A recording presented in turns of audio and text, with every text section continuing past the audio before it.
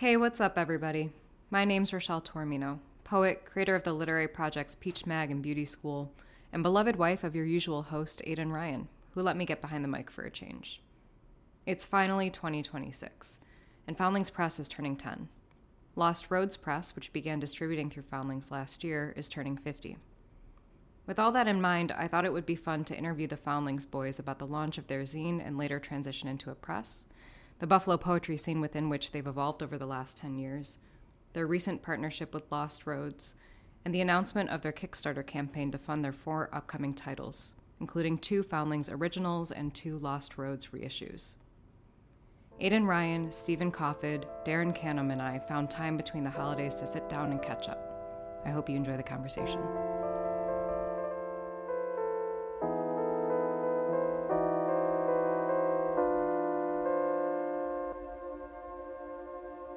"10 years of Foundlings Press."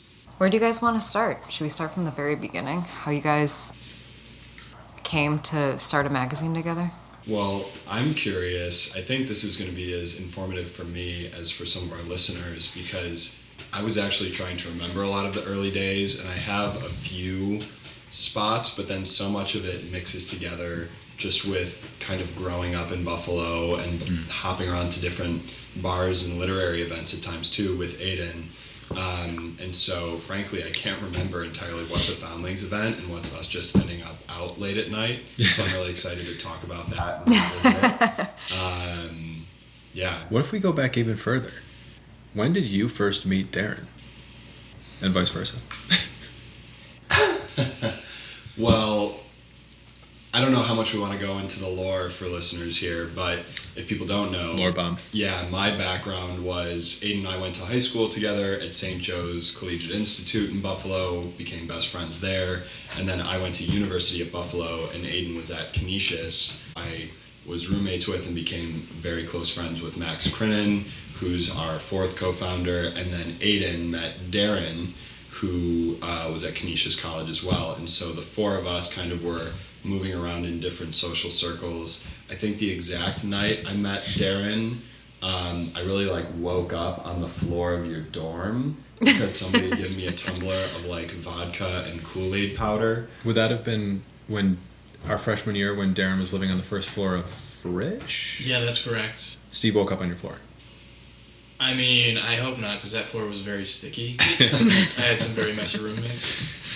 Man, maybe it was sophomore year, but I do remember you and Danielle sort of giving me the, "Hey buddy, how's it going?" The general and then I, stumbled across campus and pulled myself together. But that's the early days, those glory years of early college, and Foundlings didn't come until almost near the very end. What were the earliest conversations about starting something yourselves? I wasn't there. I was more of the Ringo Starr of the project. I remember being, I got a text from Aiden that was like, "How would you like to meet at a dorm at UB and talk about a magazine?" And this was after all the materials had been gathered and everything. After the materials had been gathered, after Steve had slept on your floor. Yes. Well, I had known Steve. I met Max for the first time at that meeting.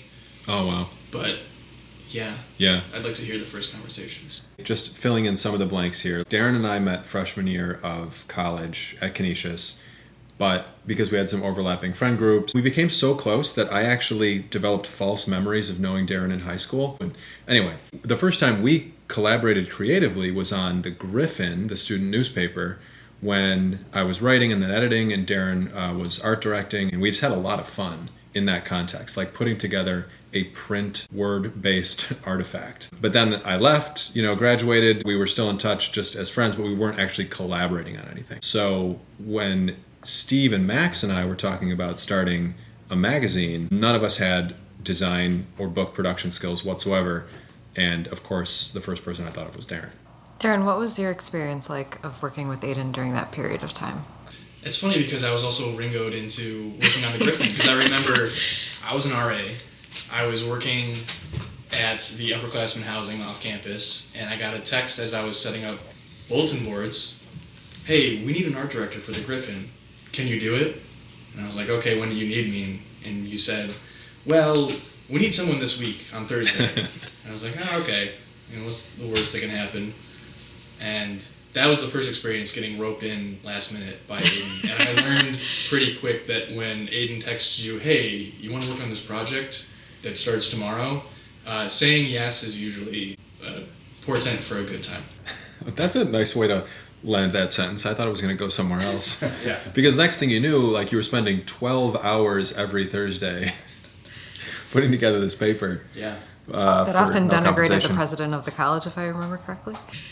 I mean, I'm not going to say he had it coming, but We were speaking truth to power. yeah. What's also notable about that period is, and this is, I think, a precursor to my interest in Foundlings, was going to Canisius to hang out with this crew and going specifically to the Griffin office to usually kick off some of those longer nights and weekends in the deep, dark cold of Buffalo winters. Being struck by what seemed to be something that didn't, unless if you wanted to be in writing or journalism or the arts, it seemed that was all sort of backseat to just getting to hang out and create something together, and how fun that was. For us, it wasn't something you had to do. It was something that was really authentic, but also demanding, but also creative for its own sake and the sake of the people around you, which was something I didn't really have in my life at that point, and I found really alluring. I want to identify what I think are a couple of threads that were present in that early stage, because I similarly don't remember the exact moment Foundlings as such started, which is probably true of most of the major events in my life. Like, these things are gradual. So Max and I are English majors. Max had published some poetry. He won an Academy American Poets Prize at UB as an undergrad. I had published more in weird little online journals, even going back into high school. So we had that kind of awareness of what publishing could look like. Max's dad, of course, Jerry Canham, who we went on to publish, we'll publish next year, we'll talk more about that. He had been involved in the kind of late mimeograph revolution, like when, printing apparatus became widely available, you could easily mass produce little zines, and people started, not just printing poems and nicely produced photographs, but also ephemera, found objects, whatever. And he was deeply involved in that in the late 70s, early 80s. And the one core memory I have is that Max had brought a shoebox of stuff back from his dad's, and we were in your apartment at UB at South Lake Village. I was back after living in Scotland for a year. You guys were finishing your last year of college. We were going through this stuff, and we were just kind of blown away by it. Thought it was so cool. And then, because we had always been sort of creatively inclined and liked collaborating with each other on stuff, whether that be just, we thought, could we do something like this, but then bring it a little closer into the present? Then what Darren, I think, brought to the table was this whole visual vocabulary, an interest in comics, an interest in illustration, an interest in typography that none of us had. And I think that was the kind of special mixture that created Foundlings.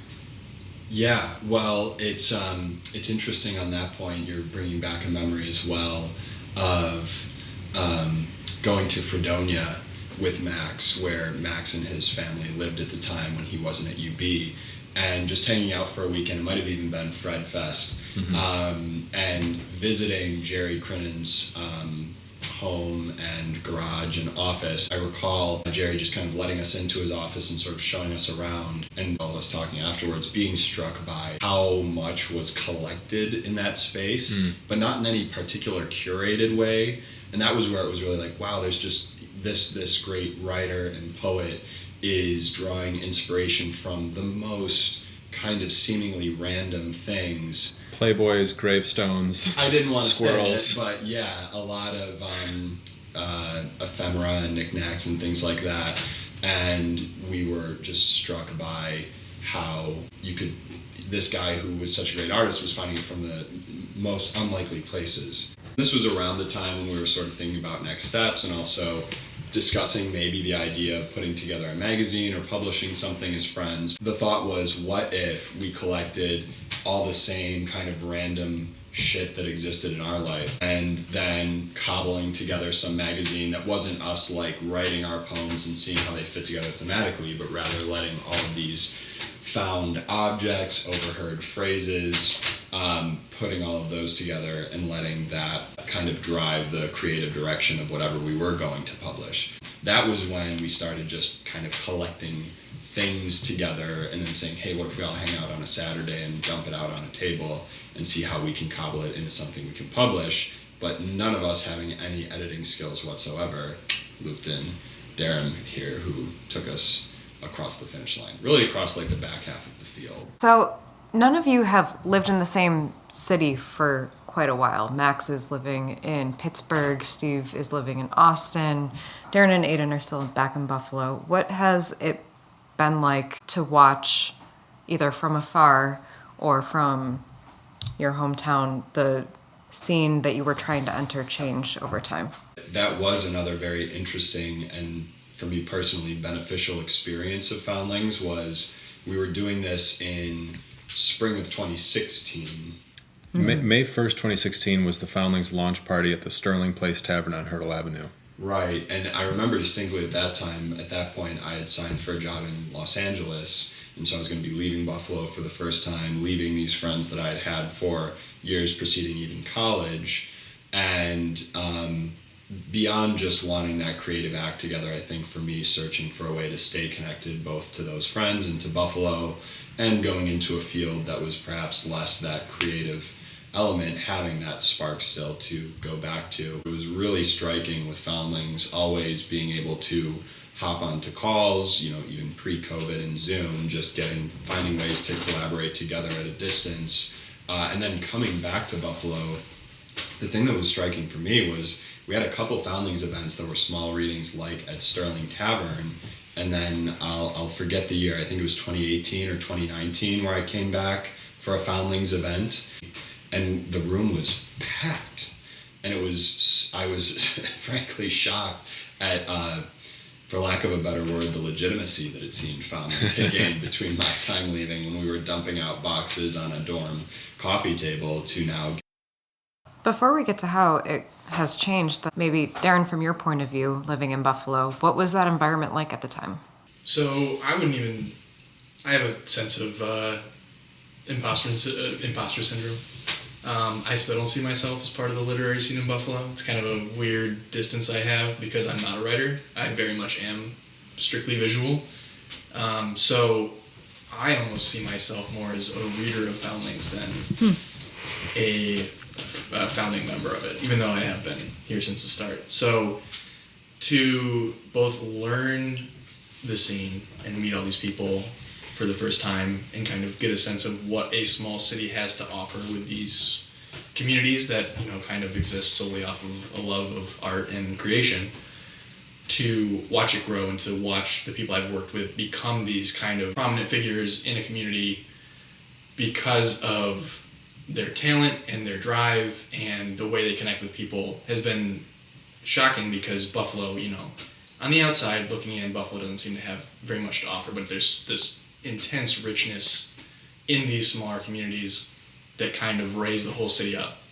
And I think that was what was surprising coming back for me. I was like, wow, this isn't just a goofy thing we're doing as friends. This is something that's really touching people in some way, and also creating a space for them to then interact within it as well. And that was really exciting. There's this really intense burning heart in the communities that are created by this art, and people call Buffalo the city of good neighbors. Those good neighbors are formed in these communities within, and that heat radiates out. Aiden, what do you remember about the earliest days as a writer? I'd come back to Buffalo after having been in Scotland, and specifically Edinburgh, where there's an incredible amount of stuff going on in like every category. A friend of mine in the master's program started her own literary magazine that year. This would have been 2014 to 2015. There's, of course, the Edinburgh Fringe Festival. There's a lot of street performance, some of which I was involved in. And then I came back to Buffalo, and of course, the pace is going to be dramatically lower. But for a city of this size, per capita, there's actually a lot going on. As of the spring of 2016, it felt like an explosion of literary events. It seemed like there was just something happening in the air at that time, that everybody was interested in getting out, connecting, hosting events, hosting weird art parties, bringing people from different disciplines together. And I'm glad that we all, had a hand in that. It felt like there was something, if not every night of the week, probably 5 nights of the week. Whether it was open mics or, we certainly weren't the only little magazines and presses at the time either. Book fairs, Sugar City was still a thing. Small Press Book Fair was still a thing. Yeah, definitely. There was a lot going on when we decided we should start a literary magazine, but it did feel like there were some established reading series and there were some established open mics, but there was an appetite for more. I think people responded incredibly enthusiastically to that. Like, the Foundlings launch happened, as I said, at Sterling Tavern, a bar, I think probably 20% of the people there were there for Foundlings, and the rest were just deeply confused and just trying to have a beer on a Friday night. And wanted to turn up the Sabres game. Yeah. That was maybe a later one where it was in the winter, and I remember we were competing with the Sabres game, and I was actually getting really pissed off because the Sabres were playing like trash. And I'm like, this is just better and more interesting. You should care about this. But then the launch of Lytton Smith's My Radar Data Knows Its Thing at Hotel Henry, that was in 2018, we absolutely packed the place. And I think moments like that really showed me that there are a lot of readers, a lot of writers, and a lot of people who are just interested in something different in this city. And that hasn't changed. I think this was in your question, Rachelle, earlier. What has changed, I think it's the way that people get out of their houses and interact, and the way information about cool stuff moves. Because we were lucky enough to emerge in a time where we had both the Public, which was a great in-print arts weekly that was in every coffee shop and every little store and whatever that people picked up to find out what was going on, and we had social media platforms, Twitter, Facebook, and Instagram, that actually worked without excessive monetization or bots. And so you had both the in-print and the online, and we were able to get the word out really, really, really effectively. Mm-hmm. And I think that all ground to a halt right around 2020. COVID pushed people back in their homes, and then the end of zero interest rate policy made these platforms need to start to monetize in a different way. And then, Musk buys Twitter, turns it into X, blah, blah, blah.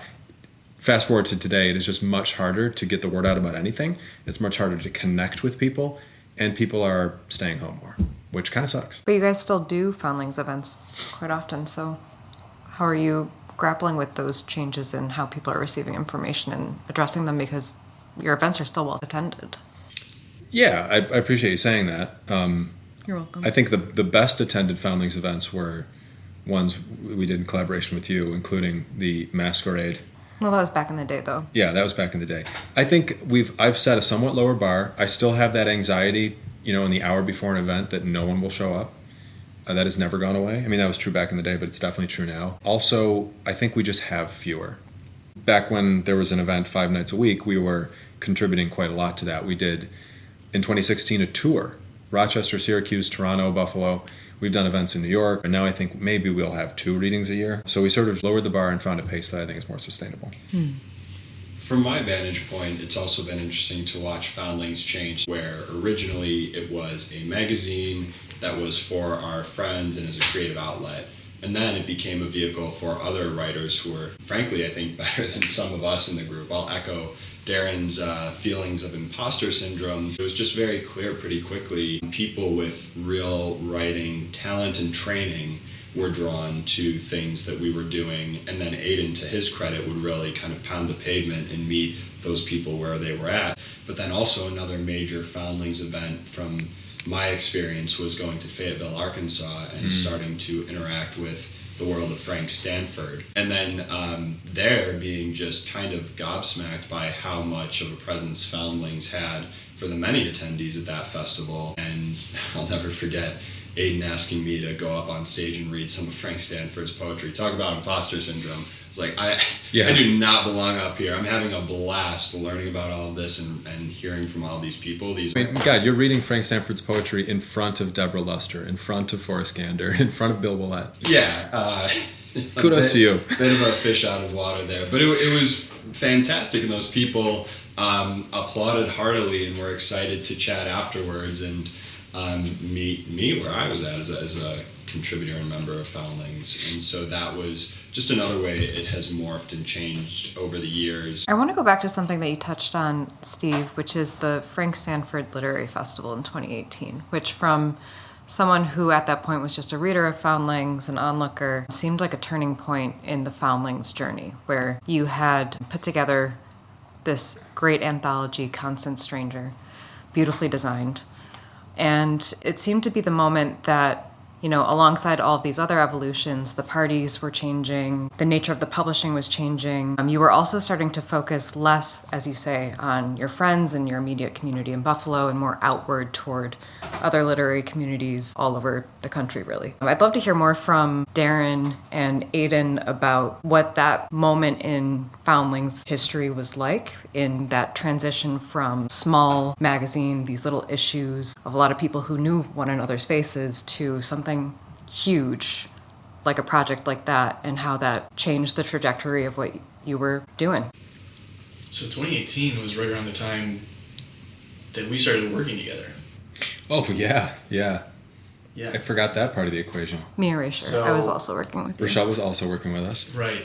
So to go from... kind of working. Mostly time thefting. But Yes, Yes. if I recall correctly. Yes.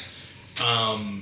So to go from this small magazine with no deadlines, we were kind of just releasing as we saw fit, doing the Wallace Award every once in a while, doing that once a year.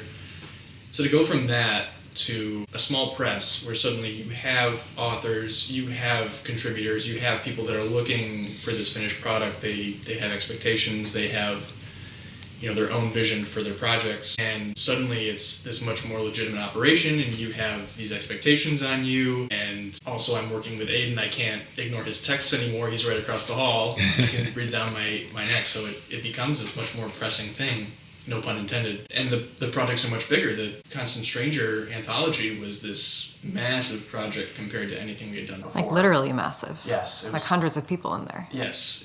These. Can I ask quick, Darren, how did you ratings figure out the format, the trim size of that book? I mean, people are always blown away with that. It's, tough when you're like moving and have to pack up your books and that one just does not fit in any box, but Right. It's so cool. What was going on there? I constantly strive to frustrate people with great libraries.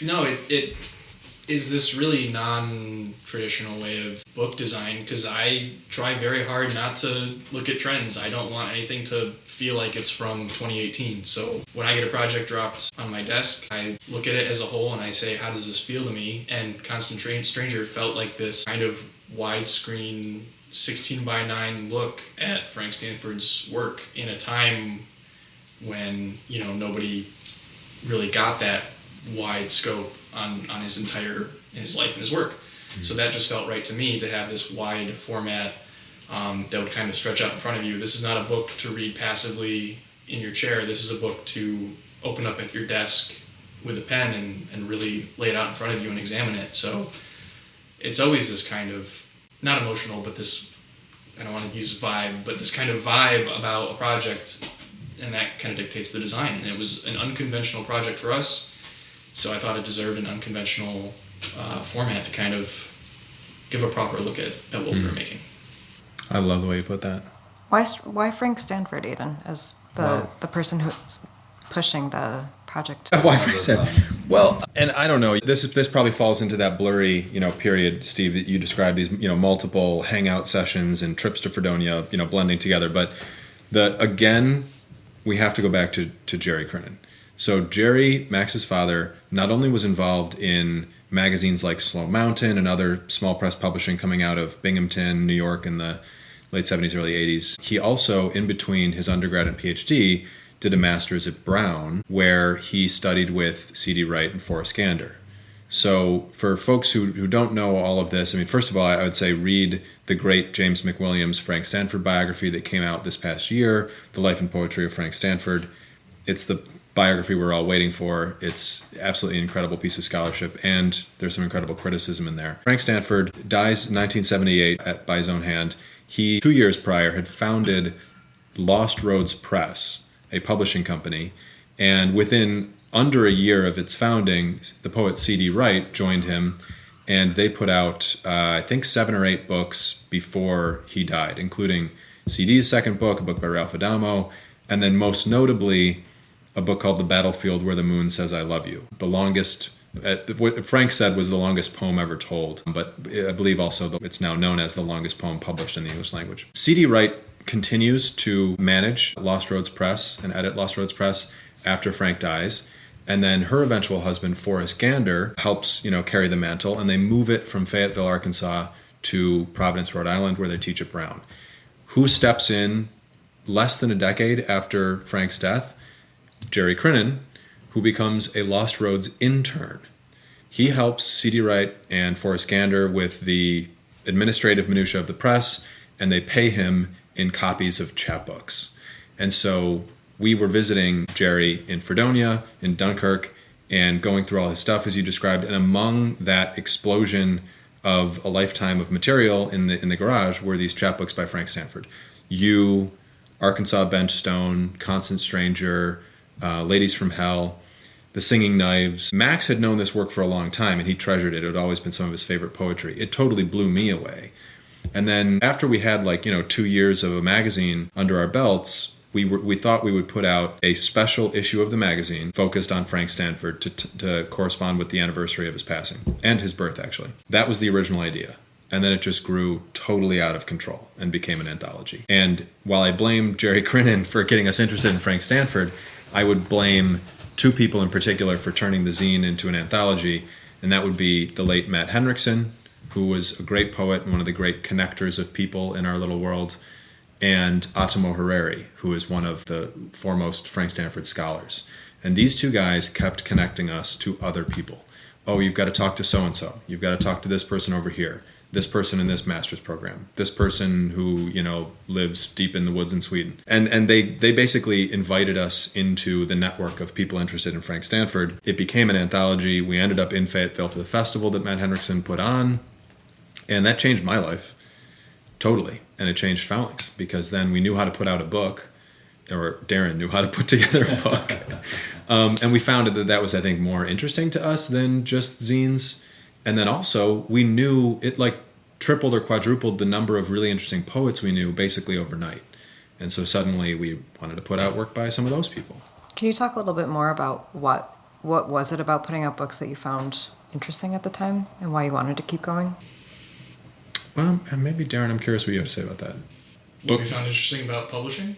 Books versus zines, Books versus zines. Yeah, I think zines, so at least Foundlings, to us always kind of felt like this cobbled together project where it didn't really have a direction until everything was together, and the direction was formed out of what we had collected. To do a book was suddenly, we have the direction first. We can make every decision based on this direction. It was no longer build what you can with what you have. It was build what you need to from the ground up. And you could really have a project, like this whole project, with a very, very focused direction.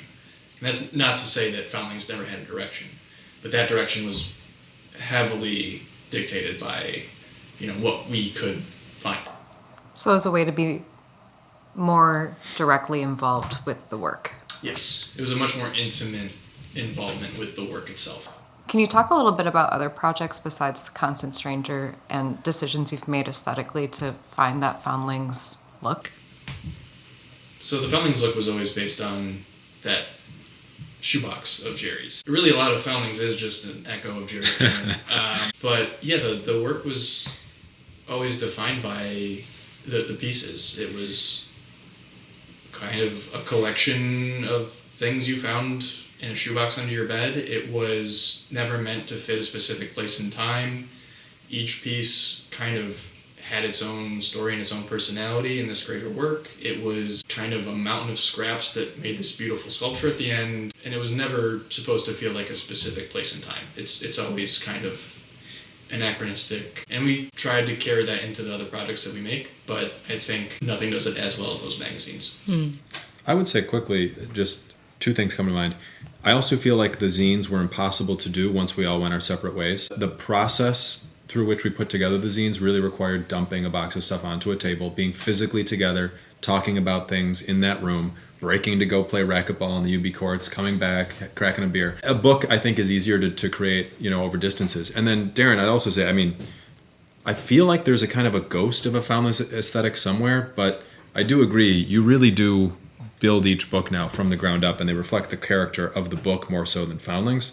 There are a lot of presses I really respect that have a clear press aesthetic, and they make the books conform to that aesthetic.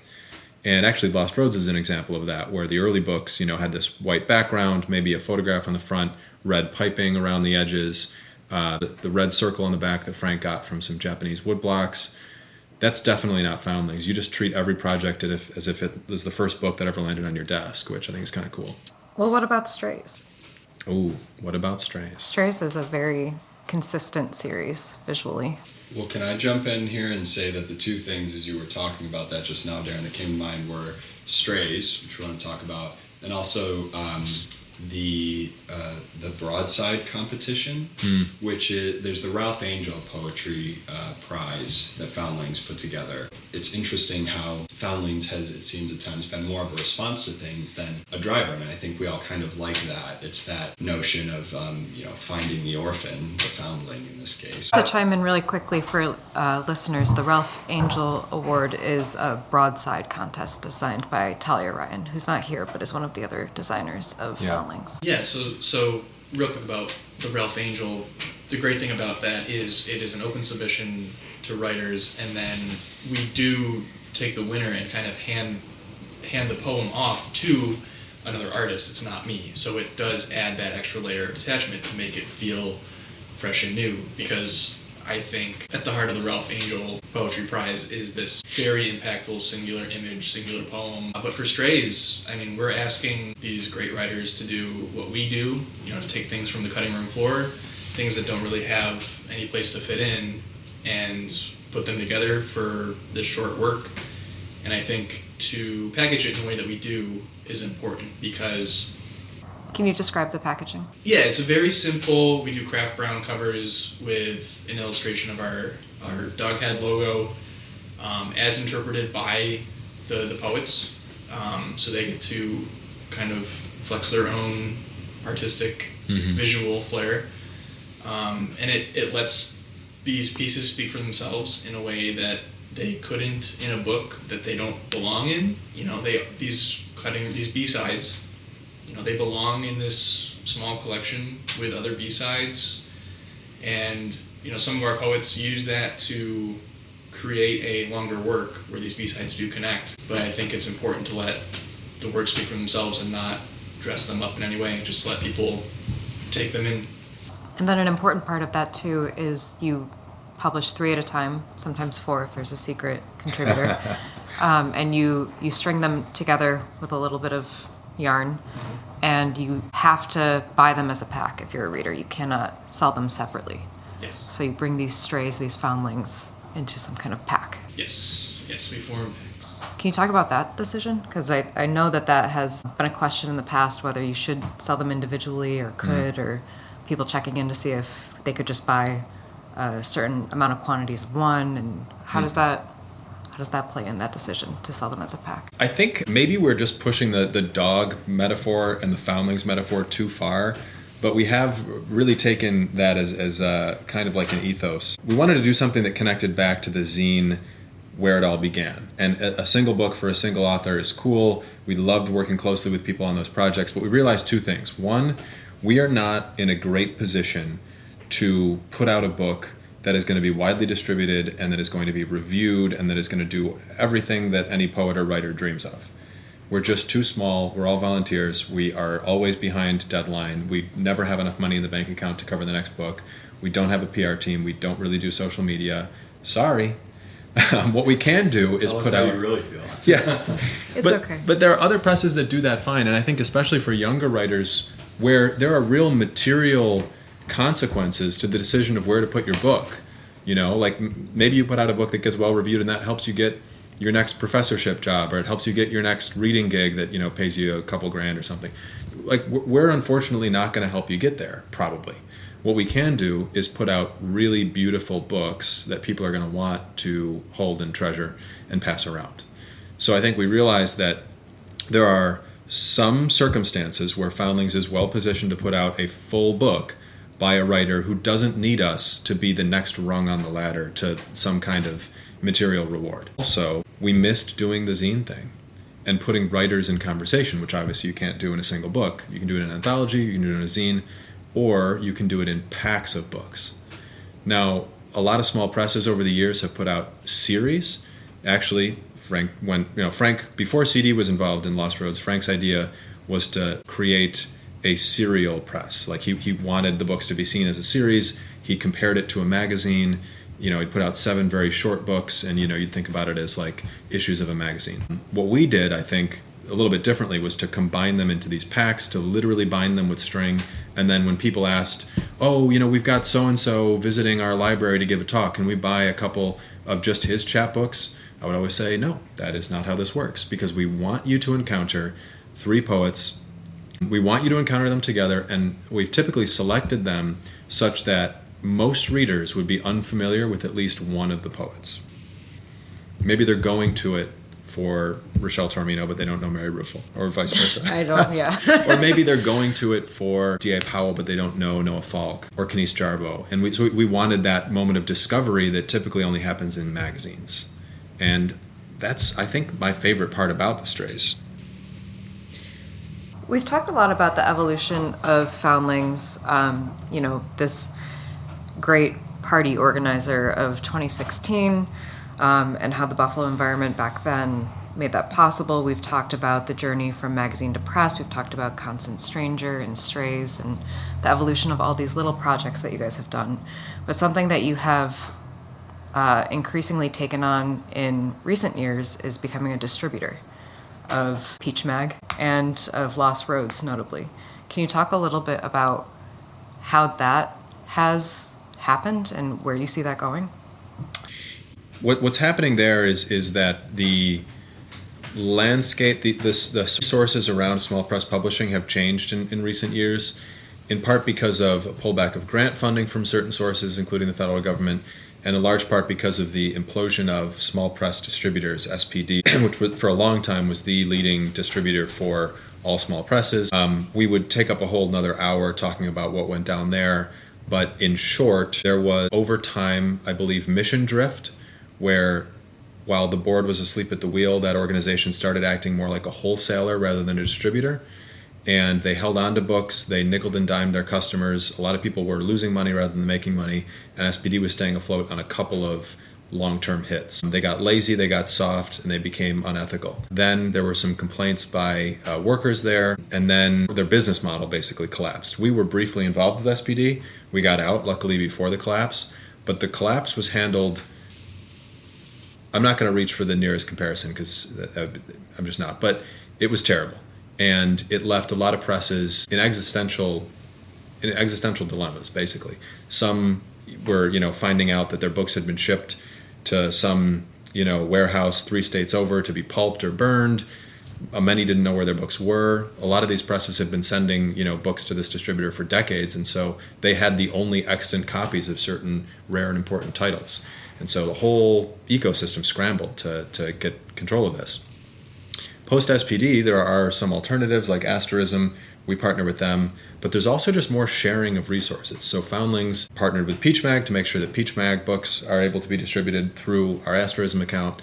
And similarly, we connected with Lost Roads through Susan Scarlatta, who had been carrying on that noble work after CD and Forest, and we're able to get the Lost Roads back catalog, save it from destruction, and get it over to Asterism and start distributing it through our account and our website. Maybe more to the point of your question, I think we will see more of that kind of sharing of resources and infrastructure, because we can't all have distribution infrastructure.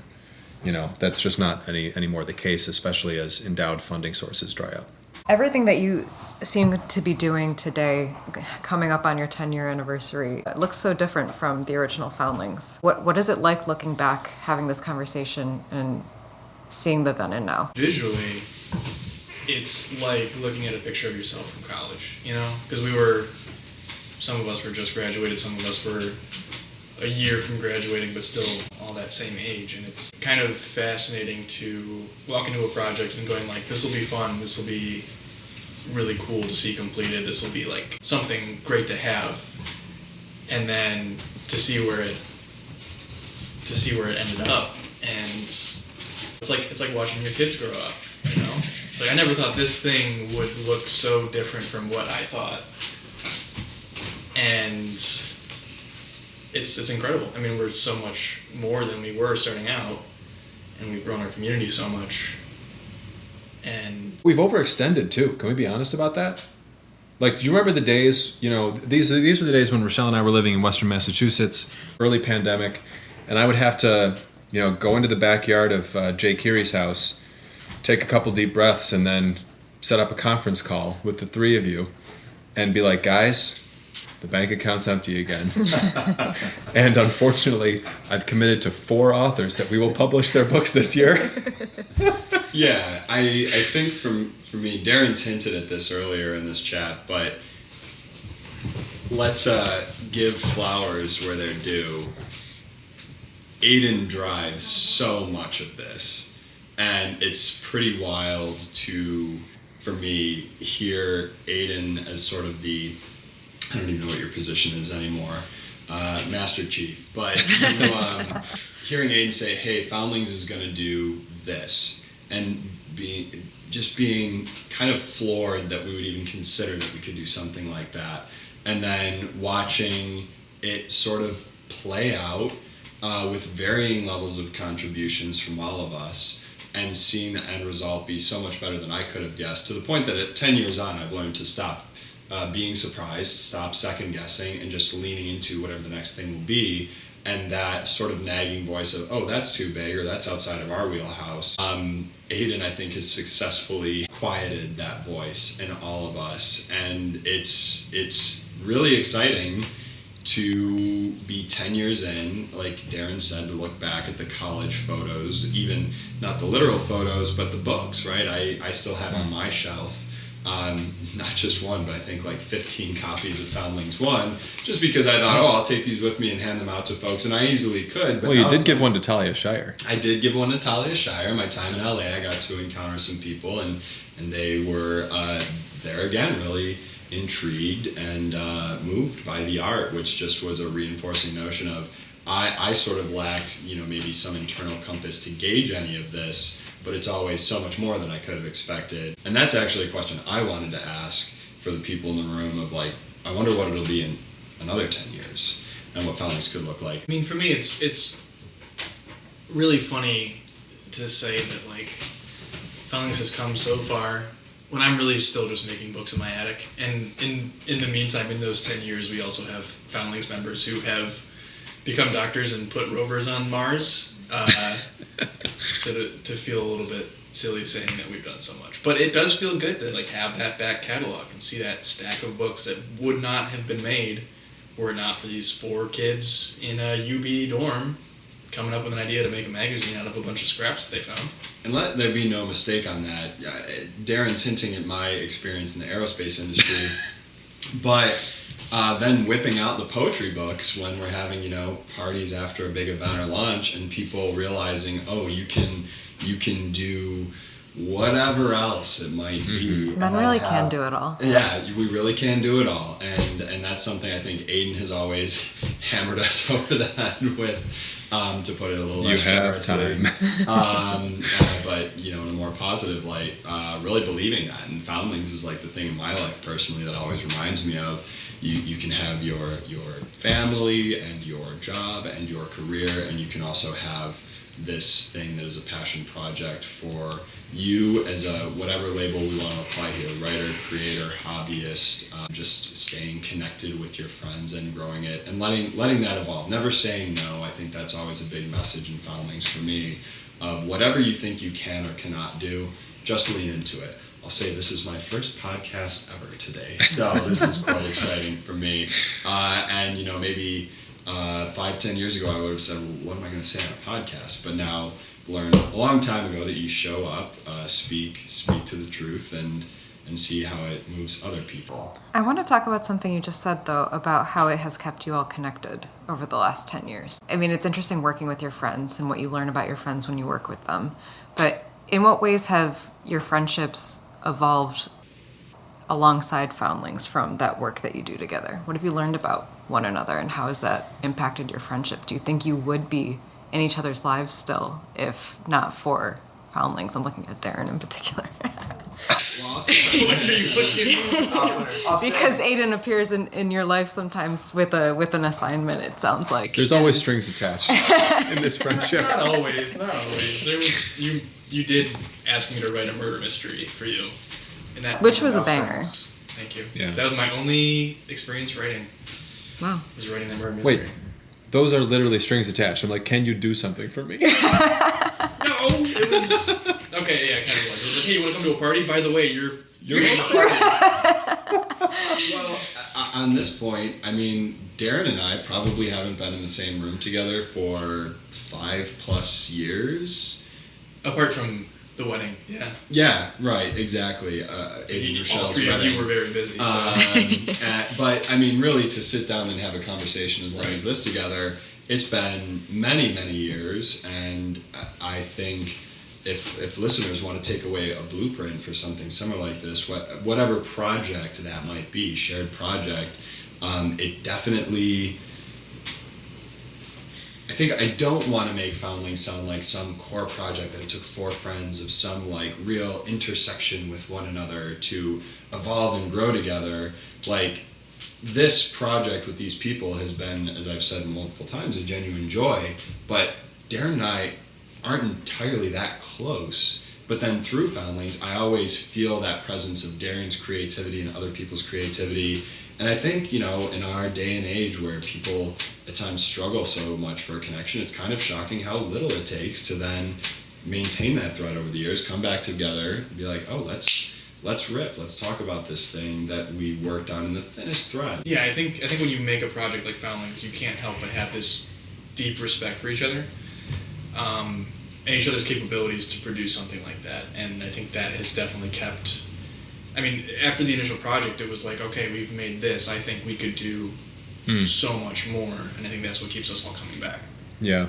And I think now about the things that we've let go. Like, we let go of the magazine. We let go of the Wallace Award Chapbook Prize. We are pausing the Ralph Angel Prize while we try to reevaluate a better way to get the word out about that. And that will come back. We also ended our imprint with the Public, where briefly we were partnered with that newspaper to try to put out sort of Buffalo-focused books. And then when they went down, that ended, of course. I think we're always looking for something that's going to excite us again, something that we haven't done before. So I don't see a future. This is an earlier question, Rachelle, you asked. I don't think it looks like just putting out books or just, putting out strays. Like, if 10 years from now we're, putting out 2 full lengths a year and then 2 packs of strays, that's just not going to happen, because I think we will get bored. I also think, to your question about staying connected through something like Foundlings, I personally crave, and I think most people crave, opportunities to connect with other people, close friends, relatives, that are outside of rote experiences like weddings, funerals, and sports. Those are all important, but we need something that is a little more various, a little more surprising, a little more participatory. And for me, having a publishing project has been that. And that's true not just for my relationships with you guys, but also with the authors that we've found along the way. Can we talk about some of the authors that you have upcoming? Yeah, we definitely need to talk about that, because to the point about trying something new, we recognized that this was an anniversary year, and there was a big question mark over the Lost Roads relationship. We were, I think, all thrilled to be able to save those Lost Roads titles, but what does that look like? Is Lost Roads going to continue to publish? I know, Susan, I don't want to speak for her in this context, but she'd been carrying on that work for a long time with little support, little resources. And we, of course, have this long-standing relationship with Frank Stanford's legacy and work. So we decided, in partnership with Susan, to put out a anniversary slate, because Foundlings was founded in 2016, Lost Roads in 1976. So it would be a dual anniversary, 10 years and 50 years. So in 2026, we're going to put out 4 full-length books. 2 from Foundlings that are in honor of some of the people who have been really important to us, mentors, guides along the way. And then 2 from the Lost Roads back catalog, books that have been out of print for a while and that I think a lot of people want to see. So those books are, from the Foundling side, Jerry Crinnan's selected poems, Graceful to Be Here. Obviously, we've talked a lot about Jerry on this podcast, so I'm just thrilled to put out his first selected. I just actually finished retyping them all. A lot of bangers in there. And then we're also putting out the first book of poems by Mick Cochran, who was my mentor in college and knew all of us at one point or another. He's been a novelist. This is his first book of poems, so that's going to be really cool. And then on the Lost Road side, for years, I have been wanting to see a reissue of Bess Miller Brigham's Run Through Rock. That was the selected short poems of Bess Miller Brigham that C.D. Wright put together. It's been out of print for a long time. A lot of people have been asking for it. That is coming back. And then Kamal Brathwaite's Trenchtown Rock, which similarly has been out of print for way too long. It's a really interesting book. Happens also to have rock in the title, so we're calling them our rock books. And we're putting them out in 2026. Now, we have never put out 4 full-length books in 1 year. That is more to do, frankly, than we've ever done, and also it's going to cost more upfront, which is why we're also experimenting with a Kickstarter, which by the time this comes out will have launched. And honestly, Kickstarter doesn't want me to say this. They actually told me this in an email, but this is basically a glorified pre-order situation where we're just asking people to pay up front, fill the coffers for us. That'll cover the print runs, hopefully. And we've also thrown in some special goodies that Darren is in the process of designing to make this an exciting year. Anything on your wish list of things that you guys want to do beyond 2026? I would love to see a haiku to the chief, too. What about you, Darren? I mean, like I said earlier, when Aiden drops a project on my desk, I know to say yes, because it'll probably be fun. So, as far as the wish list goes, I mean, I have no expectations. I just take what's handed to me and have fun with it. Wow. And you're cooking on these 2026 ones based on the conversations we've already had. Yeah, we had a great talk with Mick, and yeah, that's an exciting project from a designer standpoint. Mm-hmm. Any teasers? I mean, I know I said earlier that we try to stay out of certain places and times, but I feel like this one does kind of stick to a certain place and time, and it's a fun place and time to be in from a design standpoint. Can I say my teaser? Poetry in motion. Okay. Okay, my wish list. Just gonna say one thing. Matthias Valina, if you're listening, you know what you need to do. Is this about the cookbook? Shh. I'm cutting that. I'm erasing that audio. Okay. You know what you owe me. As far as 10 years from now, I can see Foundlings being a major multimedia conglomerate.